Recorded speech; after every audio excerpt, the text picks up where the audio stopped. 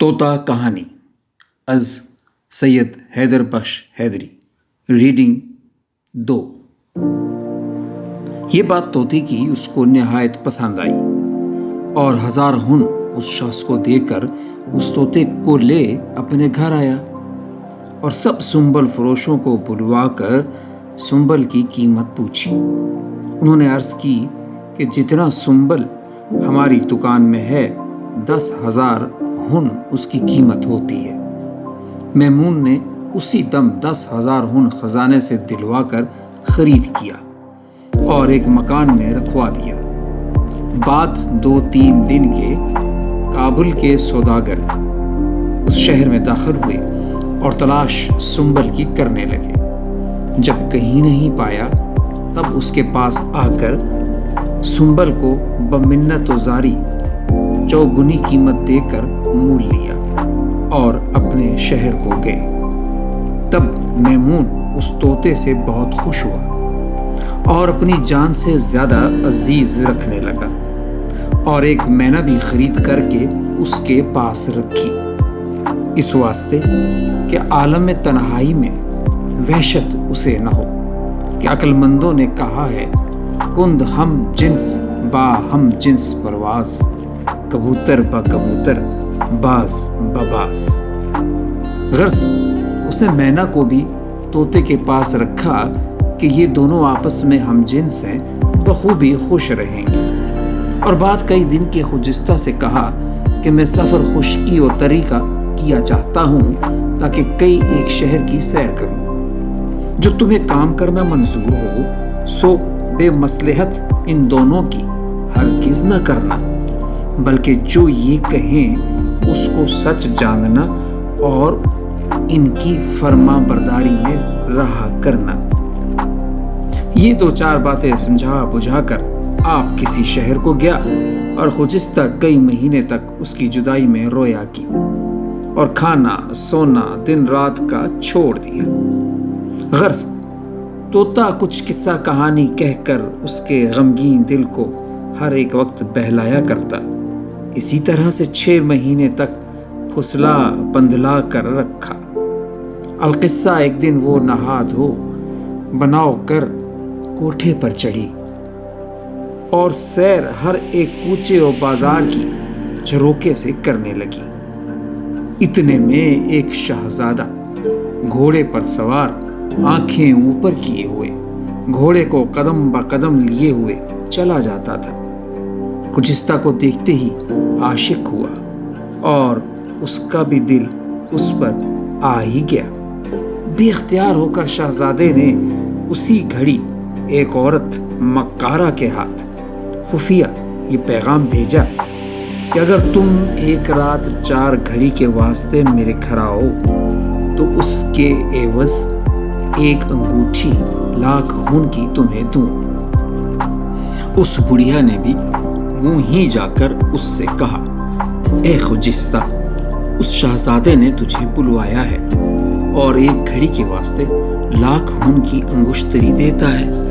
اگر تو چلے اور دوستی اس سے پیدا کرے تو کچھ اسی چیز پر موقوف نہیں ہے بلکہ ہمیشہ سلوک کیا کرے گا۔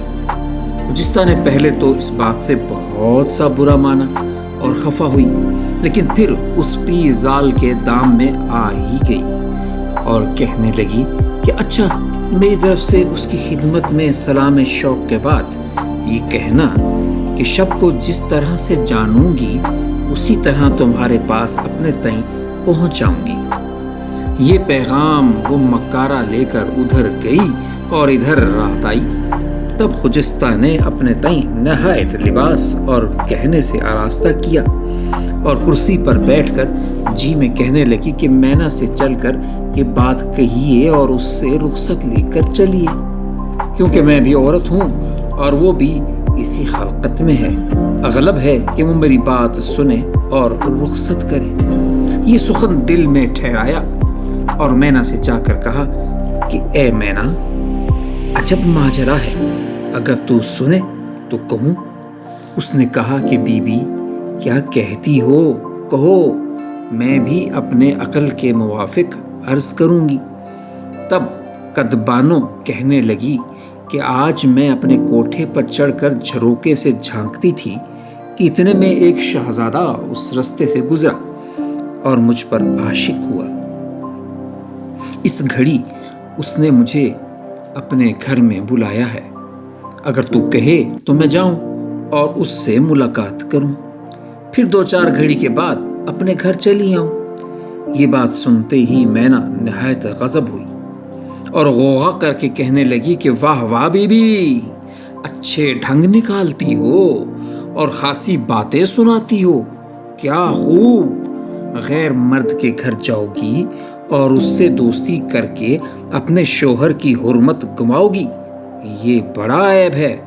تمہاری قوم کے لوگ کیا کہیں گے؟ اس حرکت سے باز آؤ۔